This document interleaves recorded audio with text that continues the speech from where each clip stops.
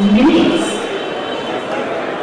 Bus number 803 minutes. Bus number 803 2 Jharu will depart from platform number 21 at minutes.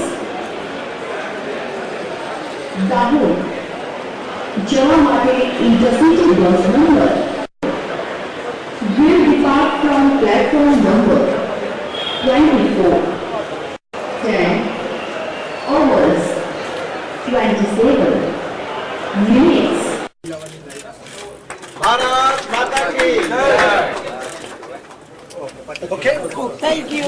તો number પણ આ નંબરની GJ 18 ફલાણું ફલાણું આવા દરેક પ્લેટફોર્મ પર સર આવી એક સ્ક્રીન હશે. આ બહાર આવશો ને સર તો આપણે એરાઉન્ડ 30 LED સ્ક્રીન છે, 40 LED સ્ક્રીન પર અત્યારે એક સાથે બોલશે પણ ખરી. આ બોલશે પણ કરું જોઈ પણ શકે. અને એ પણ સિસ્ટમ સતત 2 મિનિટ અંગ્રેજીમાં અને 2 મિનિટ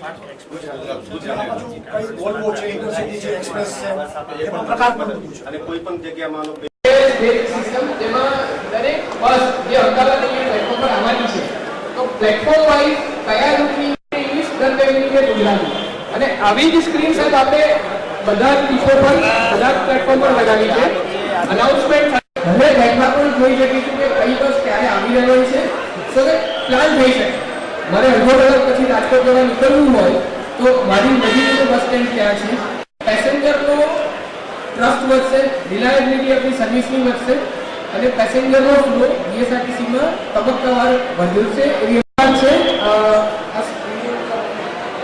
સર બીજો ભાગ છે એ કંટ્રોલિંગ માટે છે. આખા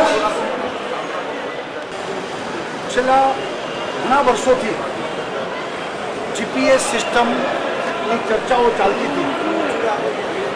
મને આનંદ છે કે ભારતમાં સૌથી પહેલું રાજ્ય ગુજરાત બનશે કે સરકાર જે બસો ચલાવે છે એમાં જીપીએસ સિસ્ટમનો આજથી શુભ આરંભ થઈ ગયો છે.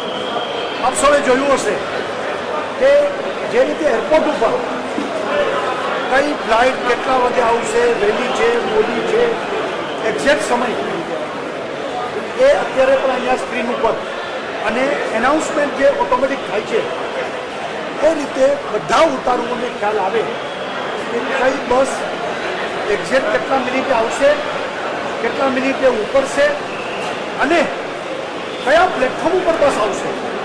આ બધું બાય વોઇસ અને બાય સ્ક્રીન આ બધા લોકો પેસેન્જરોને ખ્યાલ આવશે.